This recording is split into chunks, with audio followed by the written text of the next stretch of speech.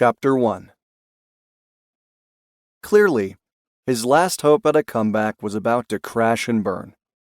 Maybe he was being a little melodramatic, but Spenser Storm knew a good story, knew how to cater to an audience, knew when a script was a disaster, and this one had flames all over it.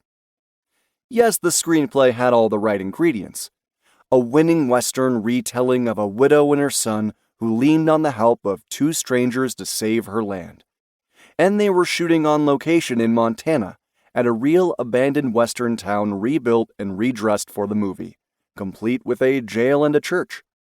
They'd even hired an up-and-coming country music star to write original music. The problem was, the producer, Lincoln Cash, picked the wrong man to die. Not that Spenser Storm had a say in it. He'd been given all of 16 lines in the 120-page script. But he wanted to ask, while waving flags and holding a megaphone, who killed off the hero at the end of a movie? Had no one paid any attention to the audience during the screening of Summersby? He didn't care how many Academy-acclaimed actors were attached to this movie, because everyone, even he, would hate the fact that their favorite action hero ended up fading into eternity. And he wasn't talking about himself, but the invincible Winchester Marshal. Perfect. Spenser should probably quit now and go back to herding cattle. Back to ones! Indigo, the first assistant director with her long black hair tied back, earphones around her neck, raised her hand. Spenser nudged his mare, Goldie, back to the position right outside town. Sweat trickled down his spine, and he leaned low so a makeup assistant could wipe his brow. Yeah, something in his gut said trouble.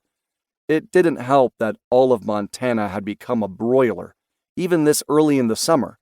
The grass yellow, the temperature index soaring, turning even the wind from the pine-saturated mountains into the breath of Hades. But saving the movie wasn't Spenser's job. No. His job was to sit pretty atop his horse and smile for the camera. Those gray-blue eyes smoldery, his body tanned and a little dusty, his golden-brown hair perfectly curled out of his black Stetson, his body buff and muscled under his blue cotton shirt and a leather vest. He wore jeans, black boots, and could have walked off the set of Yellowstone. No, swaggered off the set, because he wasn't a fool. They'd cast him as eye candy, with 16 lines and the guy who got the girl at the end. Spenser was the sizzle for the audience who was too young for Winchester Marshal, the lead of the movie, although Spenser was just a couple years younger. But like Lincoln Cash said when he signed him, Spenser had a special kind of appeal. The kind that packed the convention floor at comic cons around the world. Wow, he hated comic cons, and adults who dressed up as Ewonians and spoke a language only created in fanfic world. If he never heard the name Quillen Cleveland again, he'd die a happy man. He hated to mention to Lincoln that the fans who loved Trek of the Osprey might not enjoy a Western called The Drifters. But a guy with no screen credits to his name for 5 years should probably keep his mouth shut when accepting a role. At least according to his agent, Greg Alexander. Keep his mouth shut, deliver his lines, and maybe, hopefully, he'd be back in the game.